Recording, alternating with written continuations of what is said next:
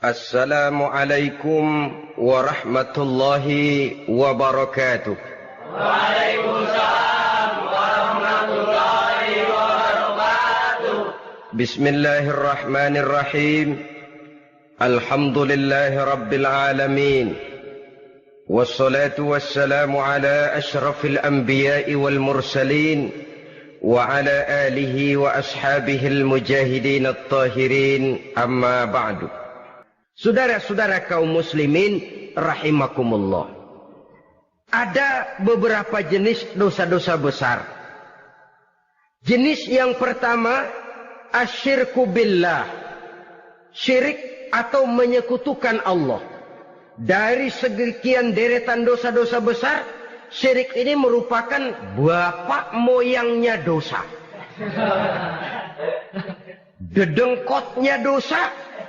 Itu syirik, menyekutukan Allah. Bahkan dosa yang lain Allah masih mau mengampuni. Tapi kalau sudah syirik, menyekutukan Allah, itu sudah satu dosa yang tidak berampun sama sekali. Oleh karena itu tepat pesan Imam Ghazali tadi. Jadi di safinah fa'inal bahra amik. Jaga iman, pelihara akidah, dandani kapal. Karena hidup ini gelombang lautan sangat dalam, hidup banyak cobaan. Di dalam hidup di zaman sekarang ini, saudara bisa perhatikan.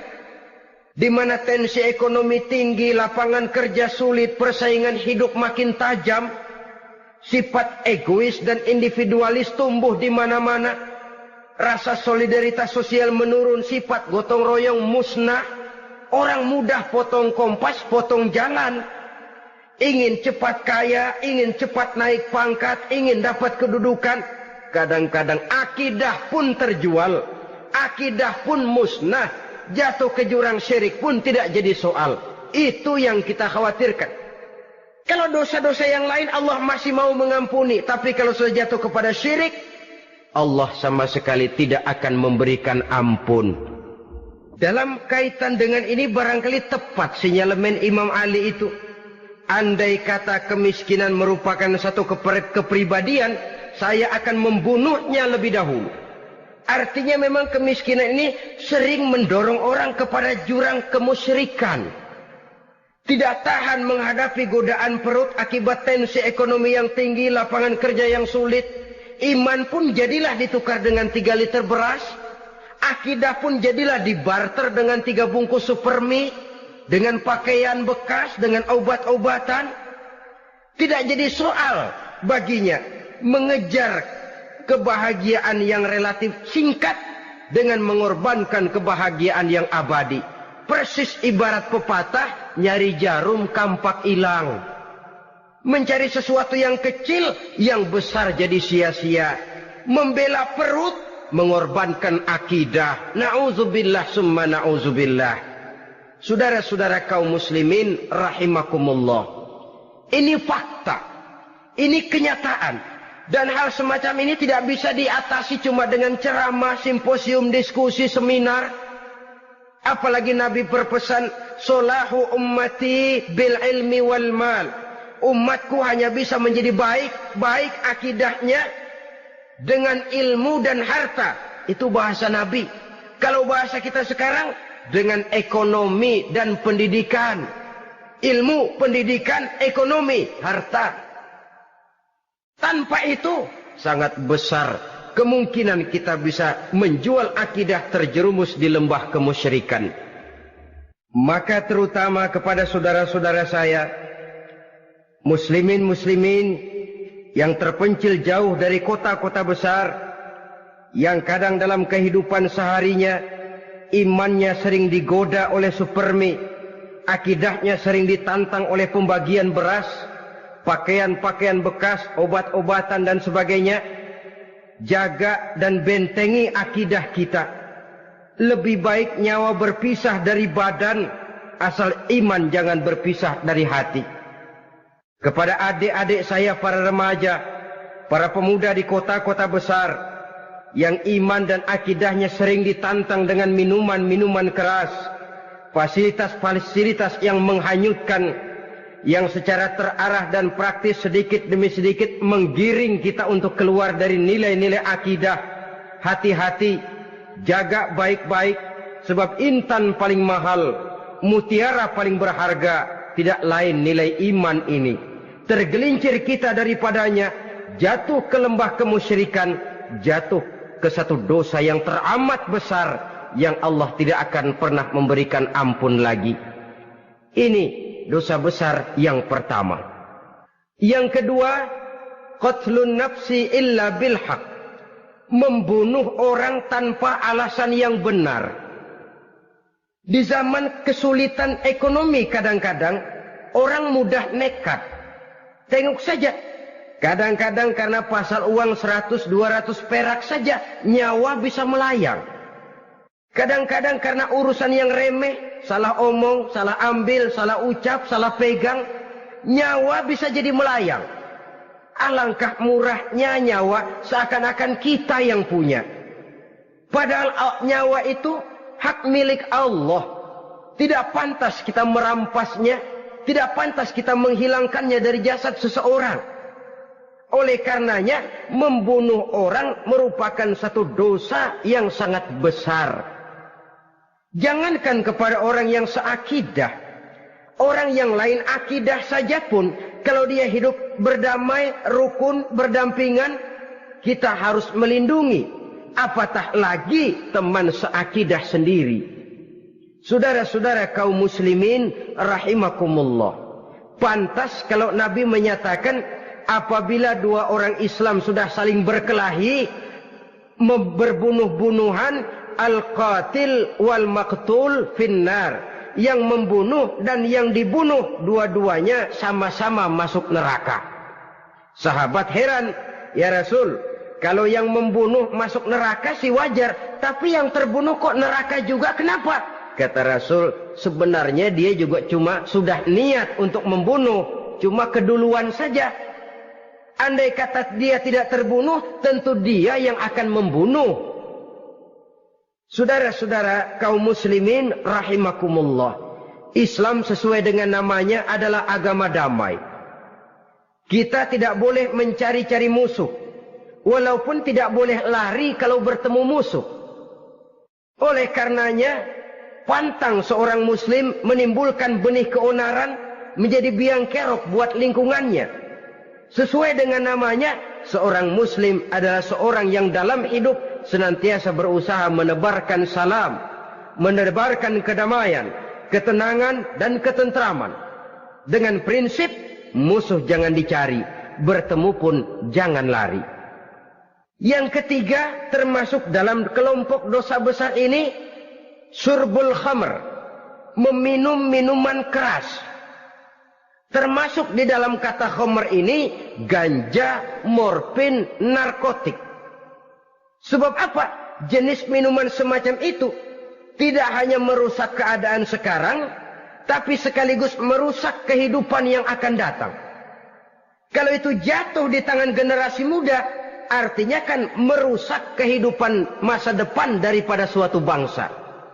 Karena apa? Remaja dan pemuda merupakan bentuk miniatur daripada kehidupan bangsa.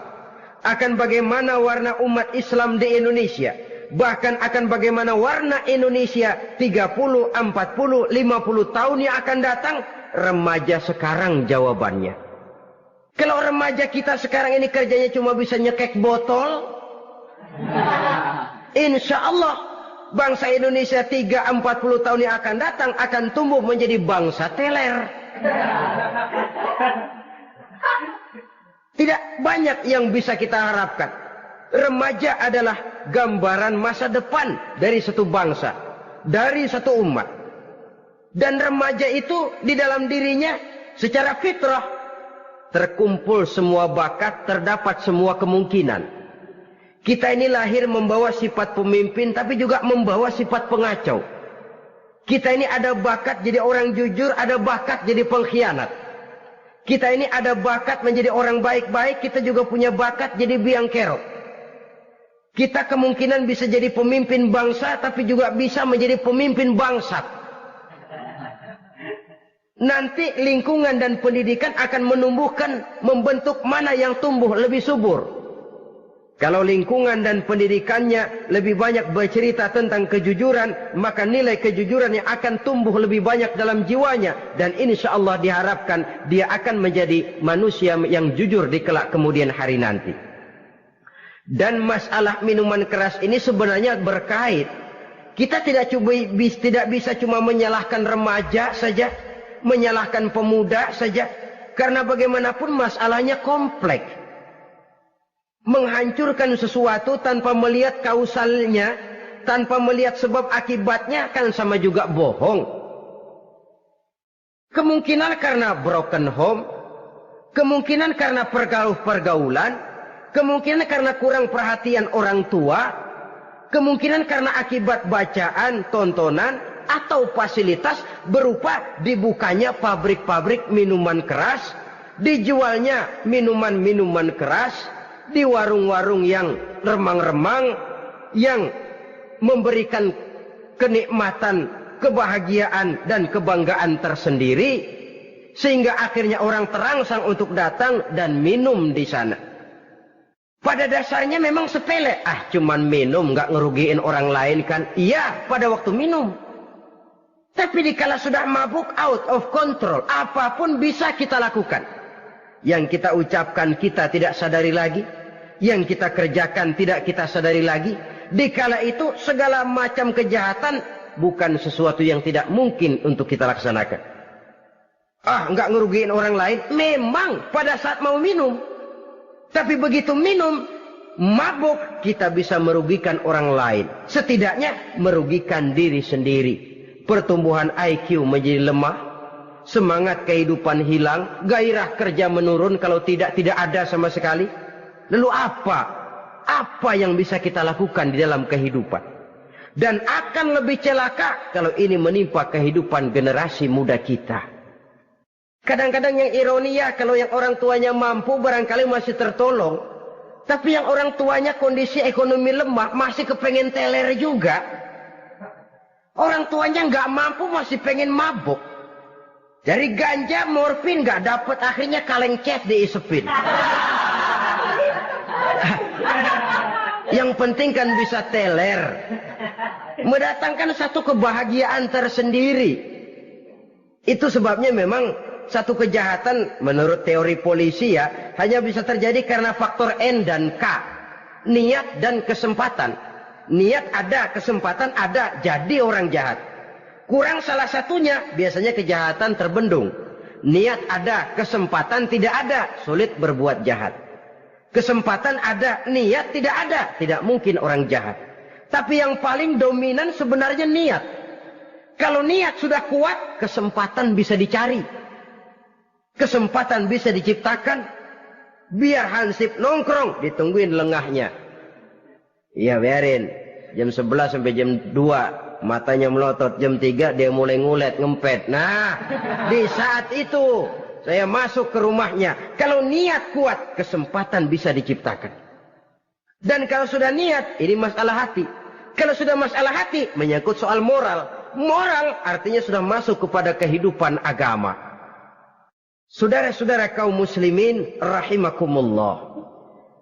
Yang keempat yang termasuk jenis dosa besar, az-zina, perbuatan zina. Di zaman pergaulan bebas dengan prinsip free love, free sex ini, tengok sudah berapa banyak gadis-gadis bergelimpangan jadi korban.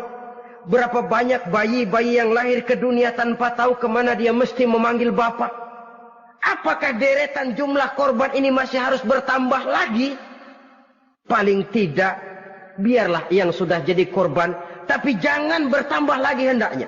Masing-masing kita berupaya menahan diri, termasuk dalam kategori zina ini, yang merupakan cabang-cabangnya liwat, homoseks, lesbian, masturbasi.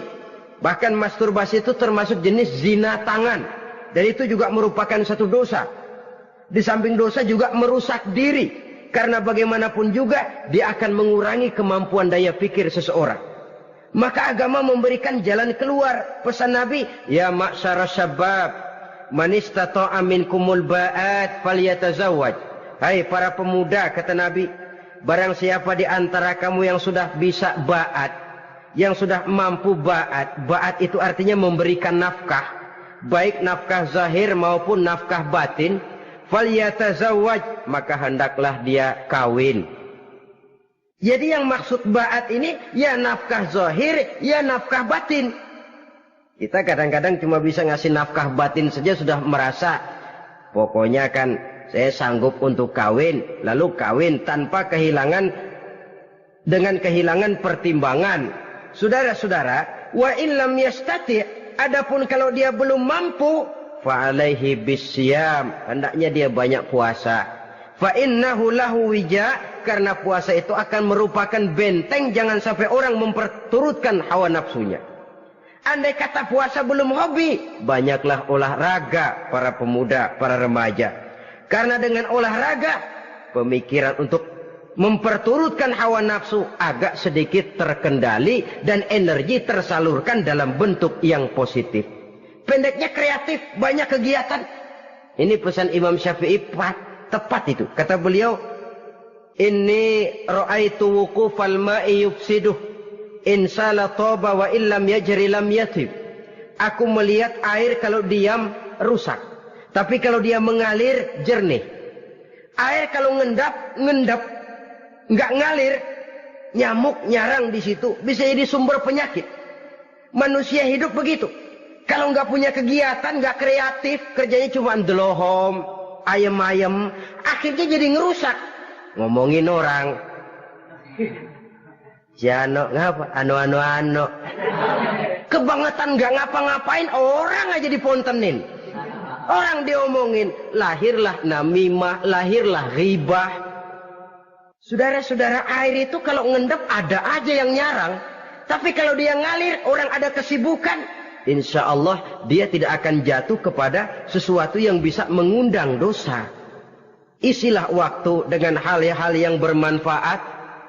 Karena hidup ini singkat dan tidak berjalan mundur ke belakang.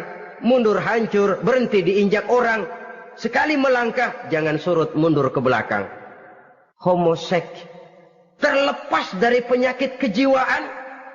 Sekarang ini kan sudah ada persatuan kaum gay katanya. Meminta perlakuan yang sama dan agar dibolehkan kawin sesama mereka. Secara manusiawi boleh. Secara manusiawi kita hargai mereka. Tapi dari kacamata agama, ini jelas merupakan penyimpangan. Dan penyimpangan merupakan suatu dosa. Terlepas dari pertimbangan manusiawi. Jangan karena terlalu memperturutkan suara manusiawi, lalu kita mengesampingkan agama. Termasuk lesbian. Wadon karo wadon.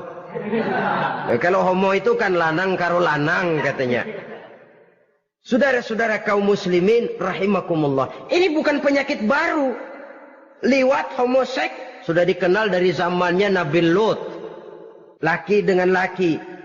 Lesbian dari zaman istrinya Nabi Lut. Terlepas dari penyakit kejiwaan, dari segi agama, ini merupakan penyimpangan dan merupakan dosa yang besar.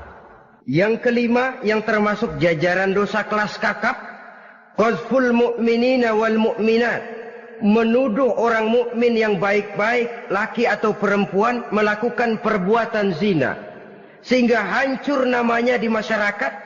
Ini merupakan satu perbuatan dosa yang sangat besar dan sangat dimurkai oleh Allah. Saudara-saudara kaum muslimin rahimakumullah. Oleh sebab itu di tentang masalah ini, kalau memang tidak ada saksi, jangan sembarang kita enteng lidah menuduh orang lain berbuat zina, menuduh orang lain berbuat serong. Dosanya kelewat besar di dalam kehidupan. Karena apa? Mencari harga diri itu berat. Memelihara kehormatan diri jauh lebih berat. Satu kali orang dihancurkan namanya di masyarakat, dia akan terisolir jadinya. Oleh karenanya, berlindung kita kepada Allah, jangan sampailah dihinggapi oleh sifat ini. Karena sentimen kita kepada seseorang, karena hasad kita kepada seseorang, tidak senang melihat orang lain lebih maju, lalu lidah ini seenaknya saja mengucapkan kata. Padahal sanksi dan resikonya sangat besar. Yang kita tuduh barangkali mendapat pahala dari Allah. Kita sendiri yang menuduh tanpa saksi, tanpa alasan yang benar, mendapat dosa yang sangat besar. Saudara-saudara, memang kadang-kadang aneh dalam hidup ini. Seorang pelacur biasanya bisa menjaga mulutnya di masyarakat, kata-katanya baik, sopan. Kenapa? Karena mulut yang satu sudah tidak terjaga.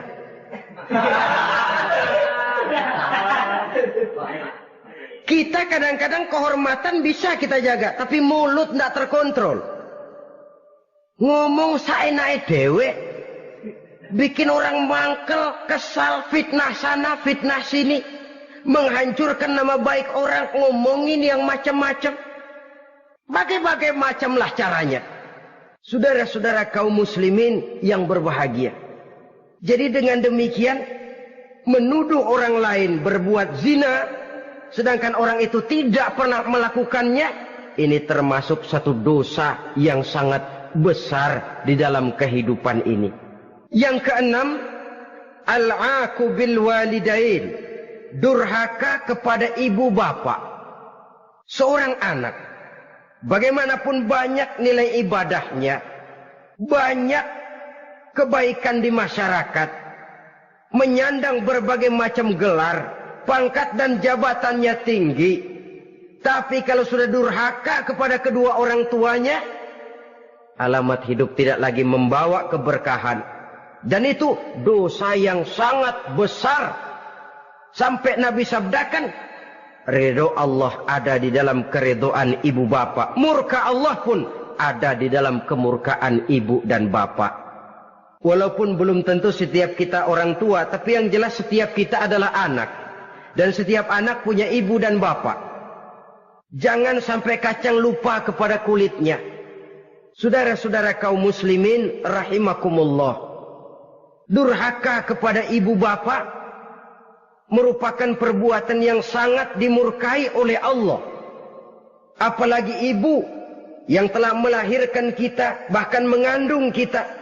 Begitu juga bapak yang telah berusaha peras keringat banting tulang untuk mengasuh membesarkan kita.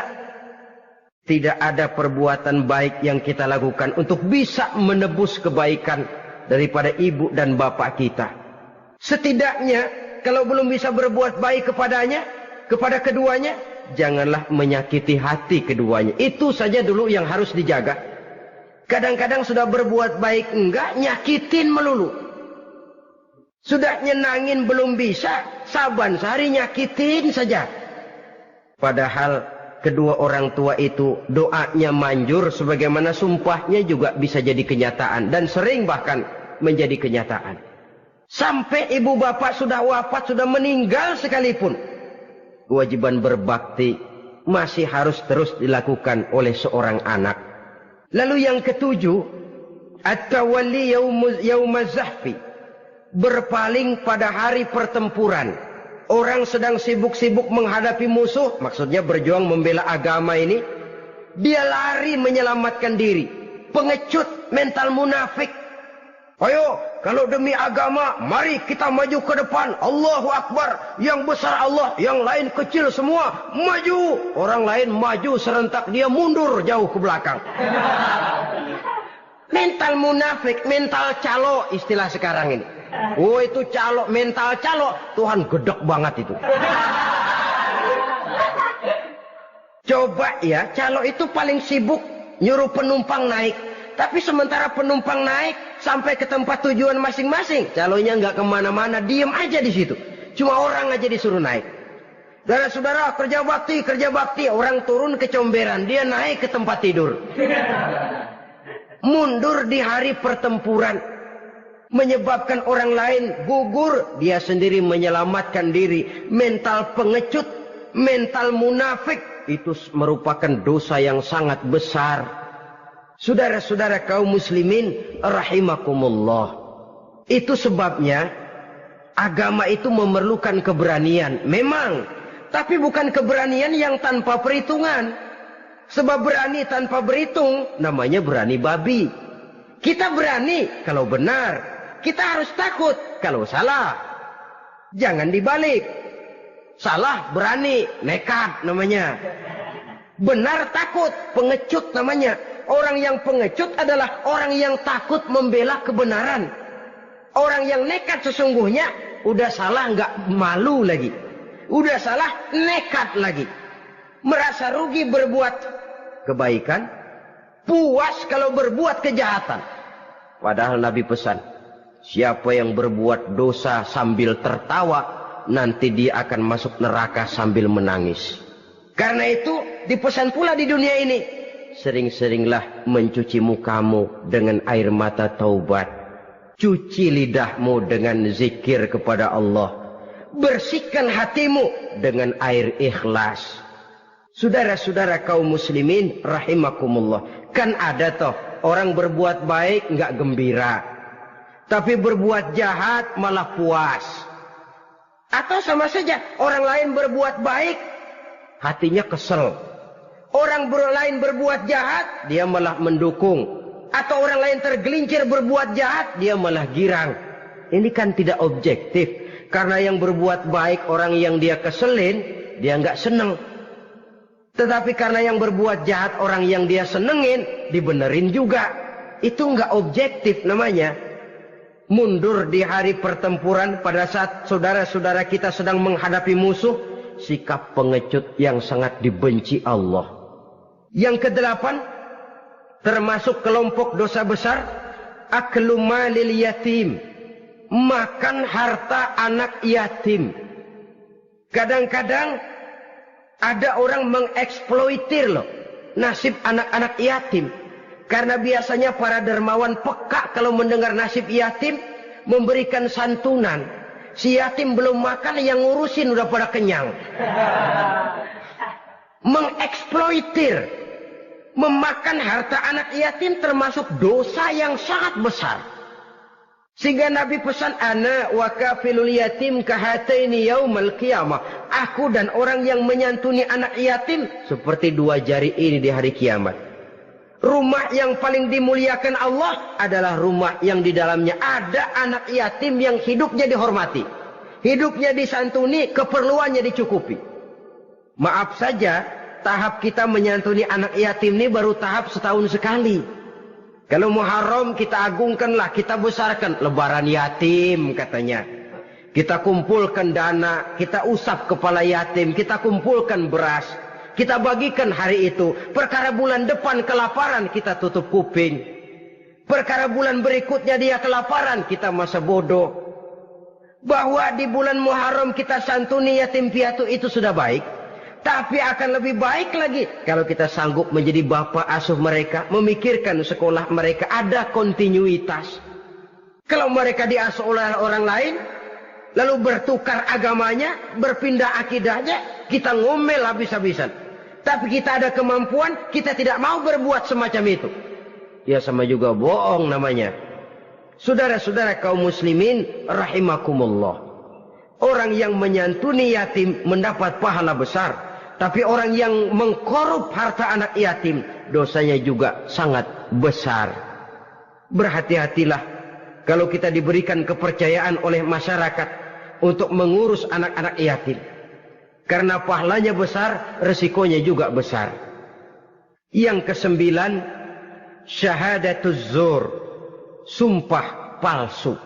Sebab sumpah palsu ini menggunakan nama Allah untuk sesuatu yang tidak benar. Nama kita saja dibawa untuk yang tidak benar, kita jengkel. Nama kita dipalsukan untuk sesuatu yang tidak baik, kita kadang-kadang jengkel, tidak puas jengkel, menuntut melalui saluran hukum. Kenapa? Nama saya dicatut. Bagaimana lagi kalau nama Allah kita pakai untuk bersumpah, sumpahnya palsu, menguntungkan kita, merugikan orang lain, Allah murka betul. Maka sumpah palsu termasuk deretan dosa-dosa besar. Apalagi yang ke-10, aklu riba, makan riba alias renten. Ini kan yang cepat mendatangkan uang. Kadang-kadang kalau yang bikin riba itu orang awam barangkali, ya masih kita maklumi. Kadang-kadang penyakit ini datang menimpa mereka juga yang kita kenal kebaikannya. Bahkan suka datang ke musola, rajin ke masjid kadang-kadang. Riba masih dimakannya. Karena cara cari duit paling enak. Duit utuh tambahnya terus masuk. Na'udzubillah summa na'udzubillah. Itu yang diibaratkan dalam perjalanan Mi'raj. Waktu Nabi diperlihatkan neraka. Orang perutnya sebesar rumah dililit ular. Diseret-seret itu hancur perutnya. Dibulatkan lagi, diseret lagi, hancur lagi. Dibulatkan lagi, terus menerus begitu. Dia berteriak, mengerang, mengeluh, mengaduh kesakitan. Nabi tanya, itu apa Jibril? Itu contoh dari umatmu yang suka makan riba Muhammad. Makan renten. Saudara-saudara, ini kan mencekik leher orang. Orang sedang kesulitan. Kelihatannya sih baik, menolong. Tapi di belakang menolong itu nyekek. Di belakang nolong itu nyekek. Dan nyekek itu sebenarnya tujuan utamanya. Orang yang menjalankan riba pada dasarnya tidak punya perikmahan kemanusiaan kok.